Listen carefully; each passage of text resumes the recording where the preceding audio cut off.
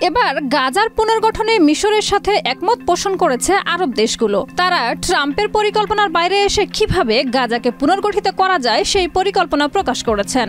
আর এতে গাজাবাসীও থাকবে সুরক্ষিত। এমন পদক্ষেপ কি বাস্তবে রূপ নিতে পারবে, না মাঝপথে আবারও ভেস্তে দেবেন মার্কিন প্রেসিডেন্ট ডোনাল্ড ট্রাম্প? কি বলছেন বিশেষজ্ঞরা?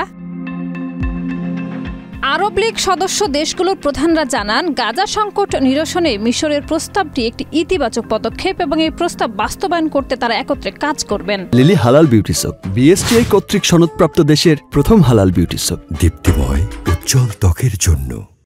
মিশরীয় president Abdel Fattah al CC তার বক্তব্যে বলেন, আমরা বিশ্বাস করি যে এই প্রস্তাবের মাধ্যমে গাজার জনগণের দুর্দশা হ্রাস করা সম্ভব হবে এবং পুরো অঞ্চলে শান্তির পথে এক ধাপ এগোনো যাবে। মিশরের প্রেসিডেন্ট আবদেল আল ফাত্তাহ সিসি সম্প্রতি একটি সম্মেলনে গাজার পুনর্গঠন বিষয়ে জানান, গাজার পুনর্গঠন বাস্তবায়নে মিশরের প্রস্তাব অনুযায়ী প্রয়োজন হবে $5,300 কোটি।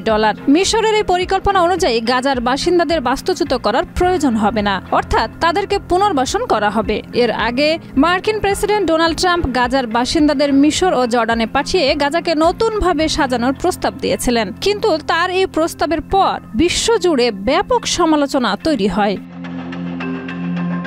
তবে হোয়াইট হাউস জানিয়েছে, আরব দেশগুলো মিশরের প্রস্তাব গ্রহণ করলেও এতে গাজার বাস্তবতা তুলে ধরা হয়নি, আর এ কারণে ট্রাম্প তার আগের প্রস্তাবে অটল রয়েছেন। তিনি আরও বলেন, মার্কিন প্রেসিডেন্ট ডোনাল্ড ট্রাম্প গাজায় সংঘাত বন্ধ এবং শান্তি প্রতিষ্ঠার জন্য সম্মতি জানাবেন বলে আশাবাদী। গাজার ভবিষ্যৎ নিয়ে কয়েকটি গুরুত্বপূর্ণ প্রশ্ন এখনো রয়ে গেছে, যেমন গাজা শাসন করবে কে এবং গাজার পুনর্গঠনে প্রয়োজনীয় তহবিল সরবরাহ করবে কোন দেশগুলো। এ বিষয়ে মিশরের প্রেসিডেন্ট বলেন, ইসরায়েল এবং ফিলিস্তিনের স্বাধীনতাকামী সংগঠন যুদ্ধের পর গাজার প্রশাসনের দায়িত্ব নির্ধারণে মিশর একটি স্বাধীন পেশাদার ফিলিস্তিনি টেকনোক্যাট প্রশাসনিক কমিটি তৈরির জন্য ফিলিস্তিনিদের সঙ্গে সহায়তা করছে। এই কমিটি সাময়িকভাবে গাজার মানবিক সহায়তা তদারক এবং উপত্যকার অন্যান্য বিষয়ে দেখভাল করবে যতক্ষণ না ফিলিস্তিনি কর্তৃপক্ষ এ দায়িত্ব গ্রহণ করবে।